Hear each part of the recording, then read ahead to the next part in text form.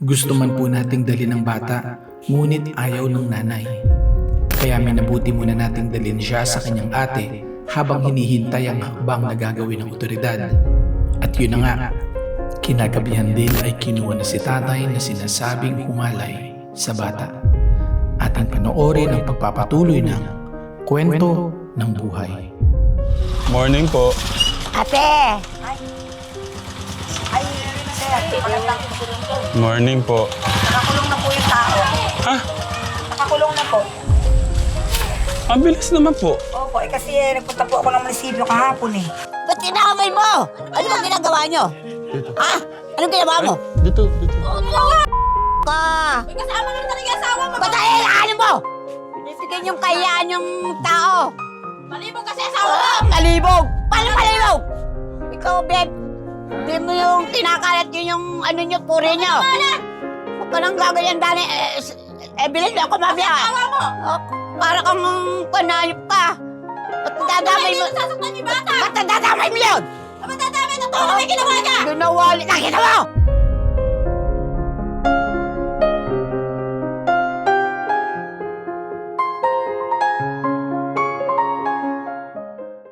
Pagka nandyan na po si Lola, tawag po kayo sa amin. No? Tapos sabihin nyo kay Lola, pupunta po kayo doon sa amin. Doon sa pinagawang bahay po. Kape po dalawa. Opo, kayo po ang dalawa, no?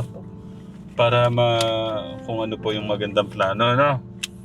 Mapag-usapan no natin kasi kung dito hindi ko tayo pwedeng Hindi mag-usap po. dito. Marami po tao. Yung mga bata lang eh. Baka ibigay na lang po kayo 1,000 pagkaberenda eh. Hindi po doon yung ano ko. Yung Ay, dapat ako, mapag-usapan no wala natin ako. yung ano. Oh, yeah. Yung pamasahe pala nila. Kasi po. Ba mo sabay tinggal, lola mo? Ito po yung pamasahe nyo mamaya. Papunta po doon. Opo. Hawakan nyo po. Opo. Salamat. Opo.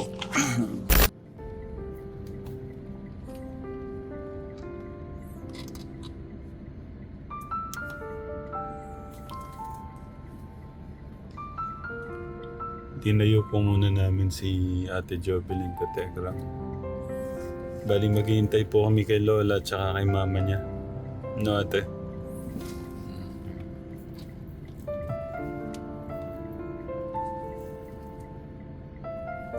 Dito po magkakaroon ng pag-uusap. Thank you, Kuya Martin. Tara, dito muna tayo, ate.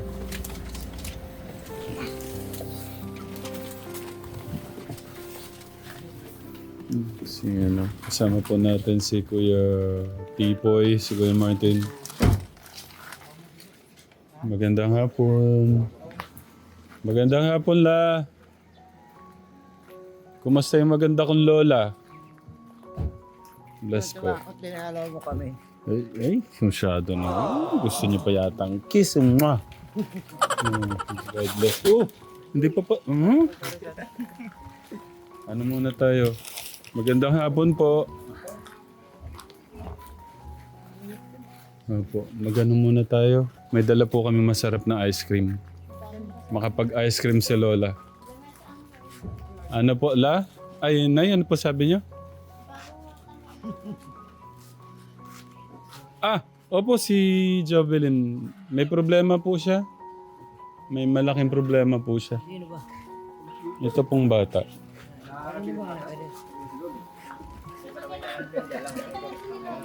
Opo. Opo. Ay, masarap po itong binili kong ice cream. Magano muna tayo. Kuya Jilo, ba't nandito pa to? Tulungan ka namin, sige.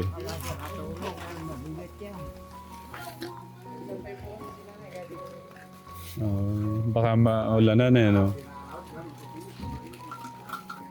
Gwapo nung nagbebenta ng ice cream, oh. Ito po kayong ice cream. Yung nagbebenta, mauubos. Siyempre. Si Kuya Tipo yan eh. Anong oras po umuwi sila ate dyan, Kuya John? Jan and Janica? Mga alas 3. Pasensya na kasi yung mga bata, init na Wala po eh. Wala namang masasakyan. Kaya sumabay na po. Parang ano lang yan, no? Ang saya-saya. Tapos bigla ako kayong linimas dyan, eh, no? Oo. Kaya nga eh. Pati ako nagpuyat. Nagano po ba kayo? Nag-inuman po kayo? Ay, hindi ako marunong uminom. Kala ko nag-inuman po kayo nung umalis po kami.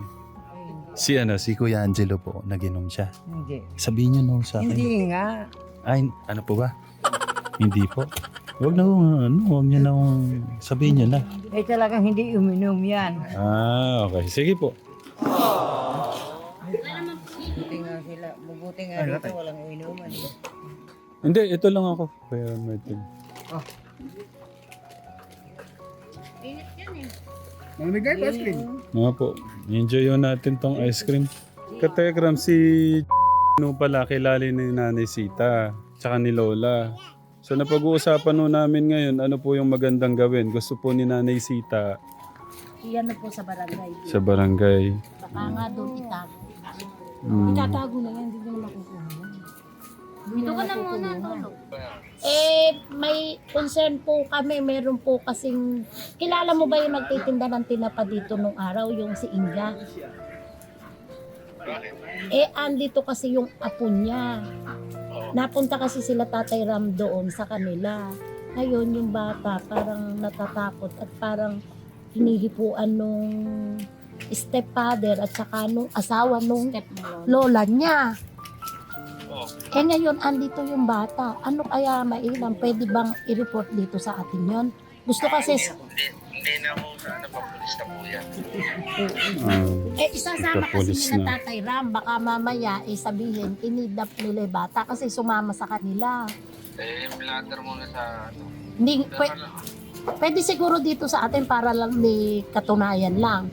hindi, dapat talaga sa pulis. Sa kanila talaga. Talaga sa barangay. Sa Sa pulis.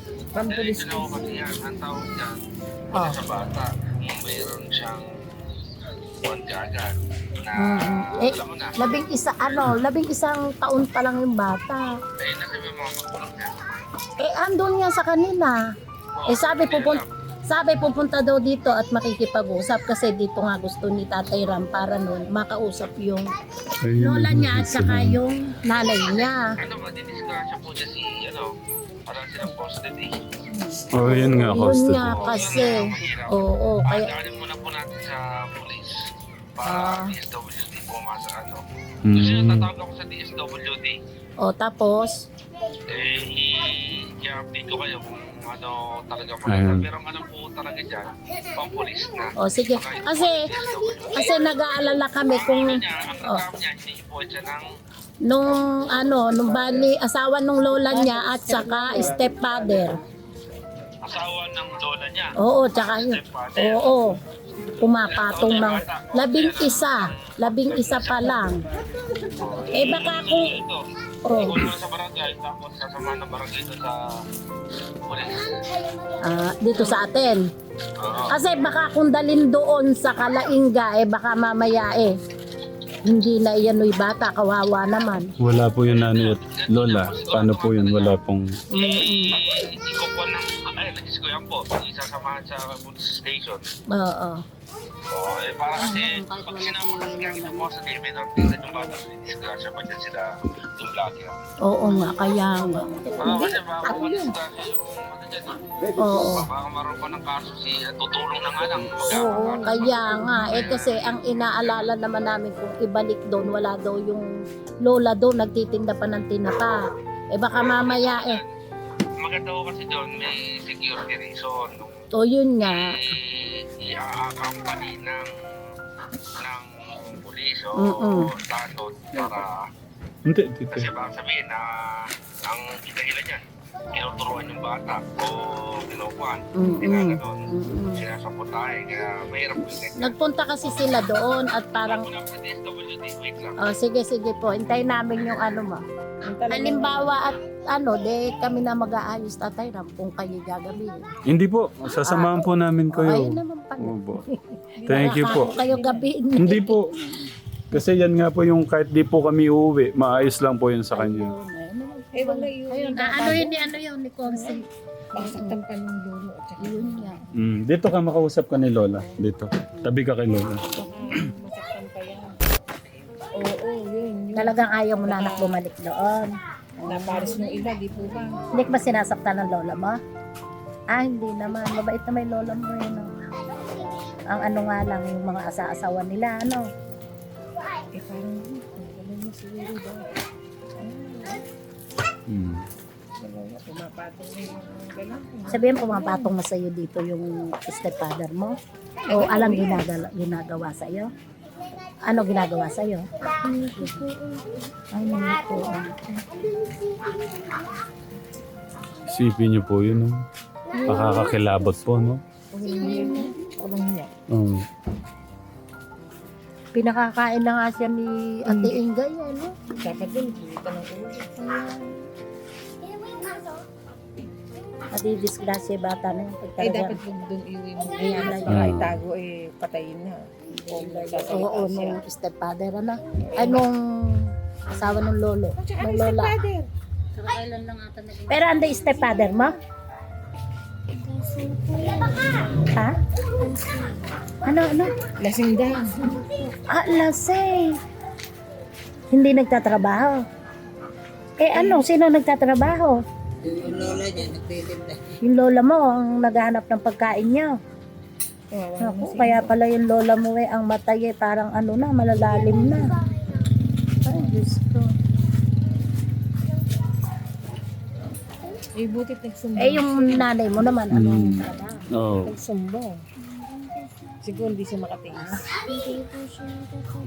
Ay, hindi rin siya nagtatrabaho. Hindi, Ilan taon na ba yung kapatid mong maliit?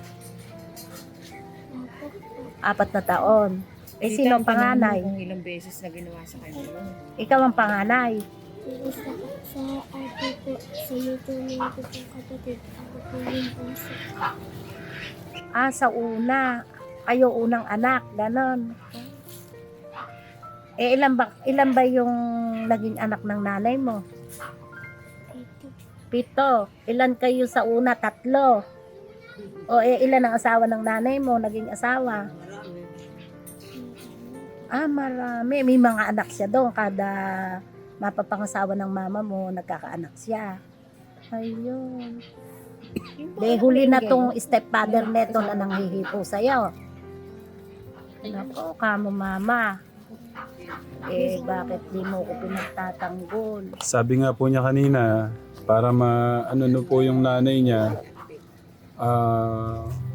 gusto kong sumama, baka daw mabuntis po siya. Pinansabi. Sabi po niya.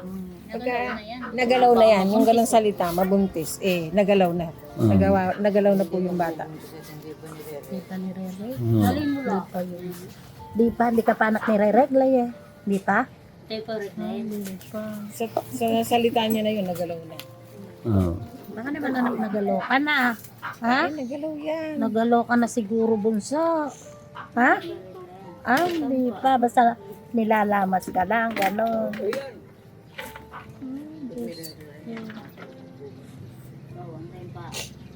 Ang daming takot, trauma pong nangyari na, no? Eh, buti kung nakapagsalita, Pero yung nakapagsumbong. stepfather mo, hindi ka binubugbog. Ano po, tinanong ko po, binubugbog ka. Binubugbog pa siya. Huwag ka na anak umiyak. Huwag ka na umiyak. Kinakausap ka lang para mabigyan ng lunas yung iyong buhay na hindi ka nila magalaw. Huwag ka na umiyak. ibig sabihin meron ng mga trauma dyan. Meron niya, kaya gano'n. May iya lang po. Oo. Pag pati in-interview ko sa DSWD, sabihin mo lahat yung gusto mo. Pag anak hindi magsasalita. Para matulungan ka. Yung sabi ko, kumusta yung pag-aalaga nung yung stepfather mo sa'yo? Umiyak na siya. Umawak na po siya sa akin dito. Ay, Tapos, medyo parang naiyak na po siya. Kaya man yun naramdaman.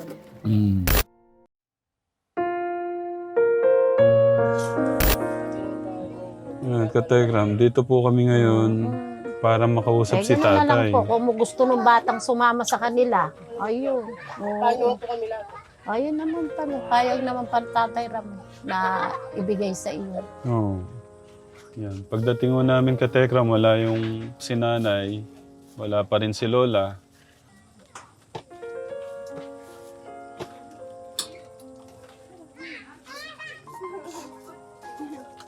Ano ba? Anong bebe?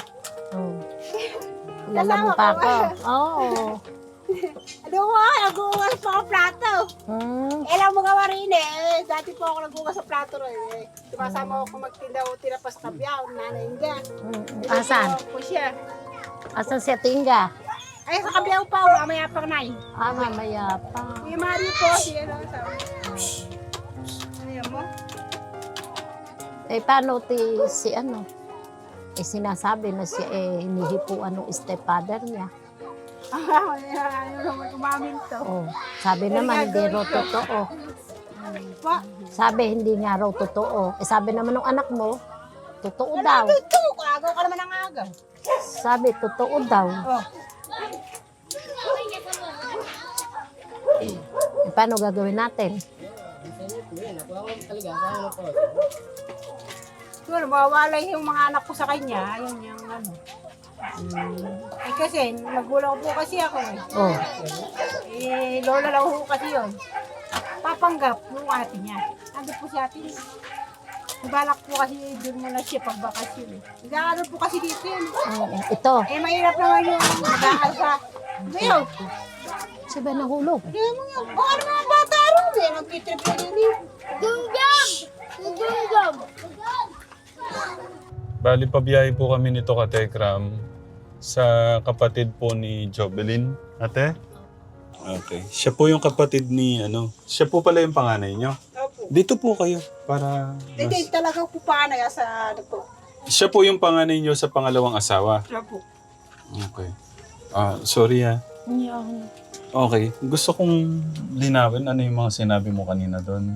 Kasi Nahawag niya yung kinakapihan yung asawa niya, kapihan niya yung anak niya. Kasi mas maano yung anak niya kasi sa asawa niya. Kahit maghiwalay sila, anak niya yung anuhin niya. Paulit-ulit ko kasi sabi kay nanay yun. Kahit iwanan siya, okay lang yun. Kailan sinabi nung kapatid mo na ginagalaw siya? No? Nakalimutan ko na po kung kailan po sinabi sa kapatid ko. Ilan na? Nakalimutan ko po kung kailan po Mga sinabi. gano'n na katagal? Gusto ko lang... Mga 2 buwan po siguro o di. So kailan lang? Hindi ko po maasikaso din po kasi di. Nadami din po na asikaso din. Nung sinabi nung kapatid mo, anong kwento sa'yo? Nainiipuan po. Ano sabi nung kapatid mo? Sige, para maano natin maayos na yung buhay niya. Tingnan na, pati siya, di ba? Maniwala ka na nanay. Iiyak na po yung anak niyo.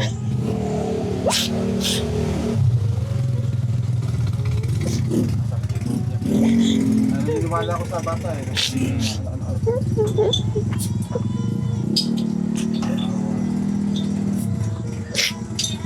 Kailangan. Ito, kahit maswerte.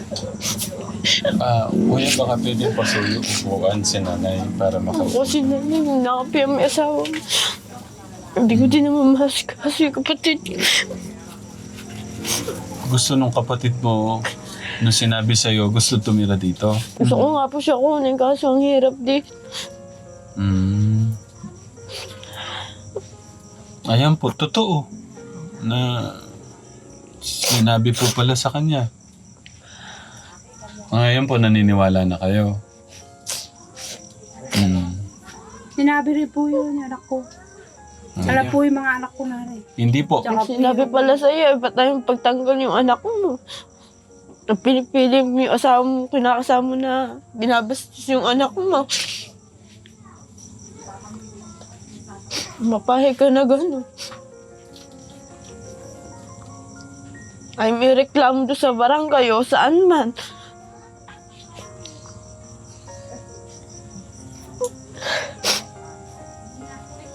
Ikaw kasama doon sa bahay. Nung kinakapihan niya po kasi yung asawa, hindi anak.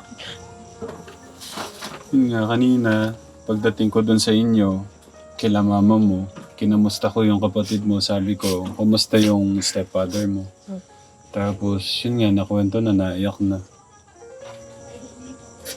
So, sa'yo pala, nasabi na din, tapos di nyo nagawa ng ng paraan na... Kaya po hindi ko po nagawa ng paraan, hindi ko po naaskas. Kasi po marami di po naaskas rito.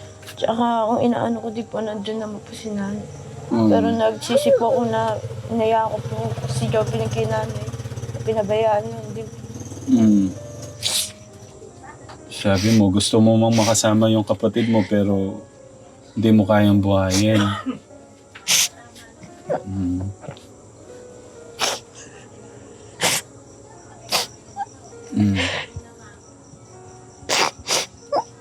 Sige, ano yung gusto mo sabihin? Baka Kung saan po gusto ng kapatid ko, hindi ko na din po siya makukuha eh. Wala din po pang sa kanya. Nahirap lang din po dito. kasi sa mo to, no? Pamilya ng asawa mo. Opo. Anong gusto mong sabihin kay mama mo?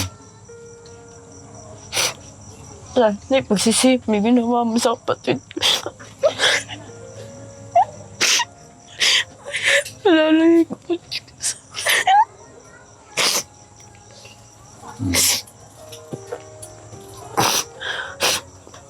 Anong gusto mong sabihin kay nanay?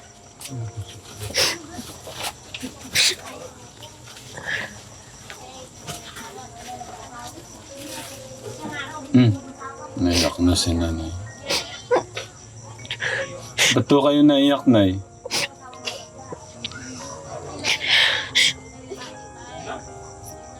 Naintindihan niyo na po ngayon yung nangyayari.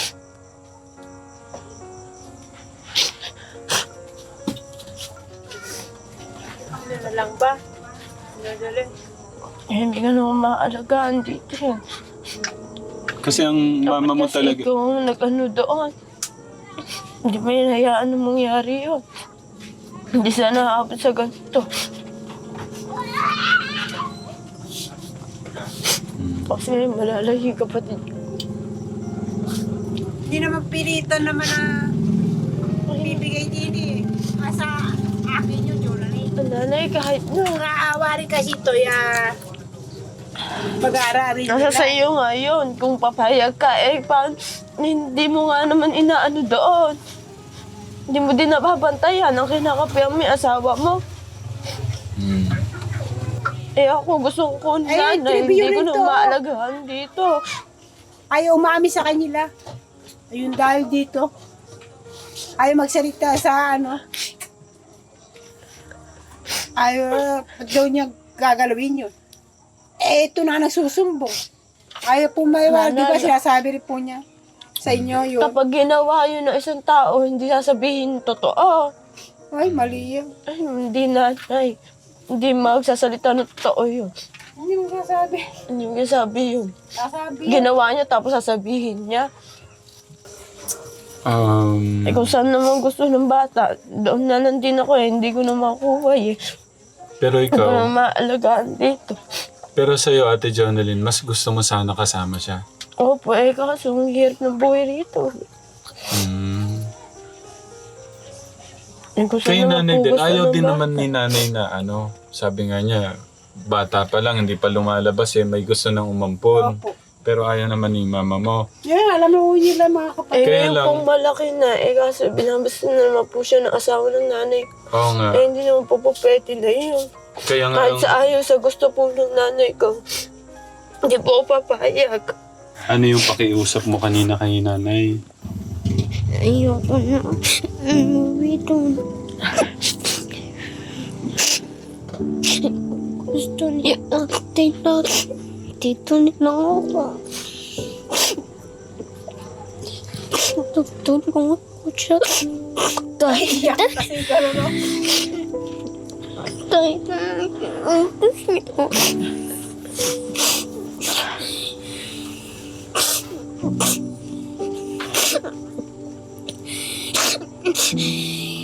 Pagkaan ako dito ko sa kwarto namin, iyak. Nalulungkot ako.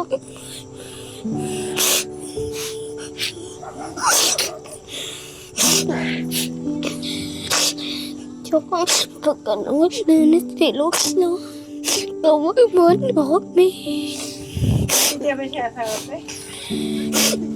Iyak kasi kasi.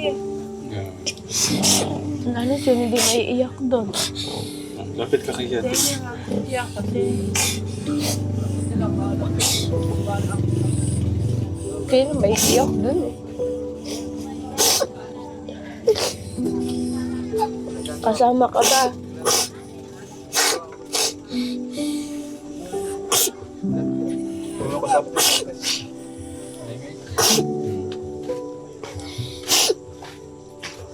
Bagis po kayo.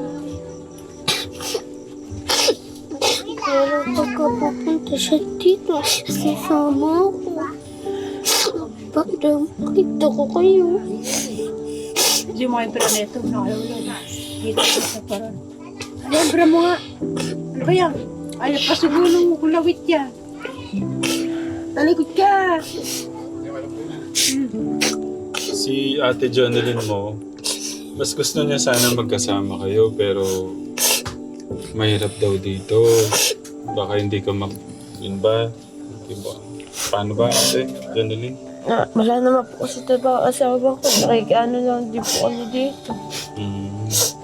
Pwede ba na matulog muna siya dito? Sige po, pwede mo. Para balik na lang kami sige bukas po. na. Opo. Para okay lang Ate Javelin. Maiwan ka muna dito na. Kasi pwedeng para maayos natin yung mga problema na. Balik kami bukas. Ano ka rin ka? Ate Jonalyn, okay lang? Opo. Thank you sa oras na. Bukas nandito kami. Siguro Sige po. mas maaga, mas okay para maayos natin kagad lahat ng mga problema. Naiwan ka na muna, no? Ate? Okay. Mag-usap kayo ni ate mo, no? Okay, sige. Bukas na ate, no? Babalik na lang ho tayo dito, Nay.